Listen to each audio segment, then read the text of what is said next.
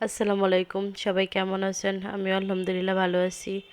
আমার আরও একটা নতুন ভিডিওতে আপনাদের সবাইকে স্বাগত জানাচ্ছি। আজকে নিয়ে আসলাম আমার নিচের সবজি বাগানের একটু ভিডিও। এটা নিচে মিষ্টি আলু শাক দিয়েছিলাম, মানে বুনেছিলাম আর কি। শাকগুলো অনেক সুন্দর হয়েছে, আর পুঁই শাকের পাতাগুলো মাশাআল্লাহ অনেক সুন্দর এবং বড় বড় হয়েছে। কয়েকটা মরিচের চারাও পুঁততে দিয়েছিলাম লাগানোর জন্য, ওটাও দেখি সুন্দর হয়েছে। তারপর কয়টা বেগুনের চারা। সবচেয়ে বড় কথা হচ্ছে মিষ্টি আলুর শাকগুলো এত সুন্দর হয়েছে, এত সবুজ কচি, দেখে লোভ সামলাতে পারলাম না। ভাবলাম আজকে একটু রান্না করি। গরম গরম ভাতের সাথে আমার মিষ্টি আলুর শাক মোটামুটি ভালোই লাগে। আগে অবশ্য ওটা খেতে পারতাম না, বুঝতামই না খাওয়া, কিন্তু দু একজনের কাছ থেকে দেখে এখন খাওয়া শিখে গেছি। অনেকে শুটকি দিয়ে বা চিংড়ি মাছ দিয়েও খায়, কিন্তু আমার কাছে পার্সোনালি এরকম তেলের উপর শুকনো মরিচ দিয়ে ভাজি করলেই বেশি ভালো লাগে। তারপর একটু একটু করে তো শাক তুলে নিতেছিলাম।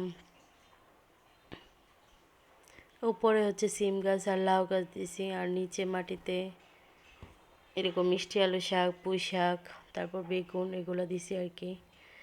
এরকম একটা ভিডিও অবশ্য আগেও শেয়ার করছি আপনাদের সাথে, তখন শাক তোলা শেয়ার করা হয় নাই।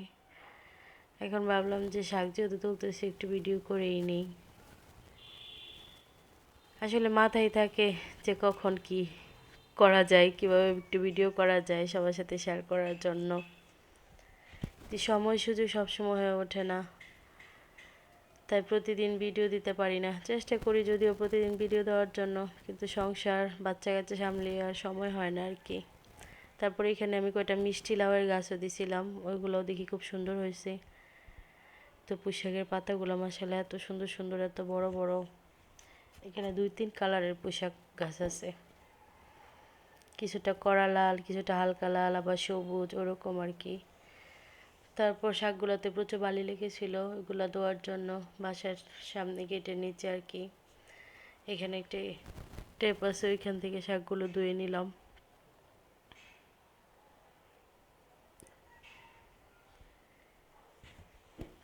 তো ঘরে এসে শাকগুলো পরিষ্কার করে কেটে বেছে ধুয়ে নিলাম রান্না করার জন্য।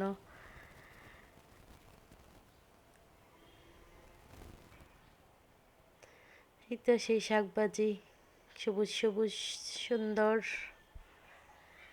আমি আর শাকভাজির পুরো ভিডিওটা দেখালাম না, কারণ জানি শাক সবাই বাঁচতে পারে, এটা আবার পুরোটা দেখানোর কিছু নাই, শুধু আপনাদের সাথে একটু শেয়ার করলাম। এখন আমি গরম গরম শাক ভাজি আর গরম গরম ভাত দিয়ে সকালে নাস্তা করব।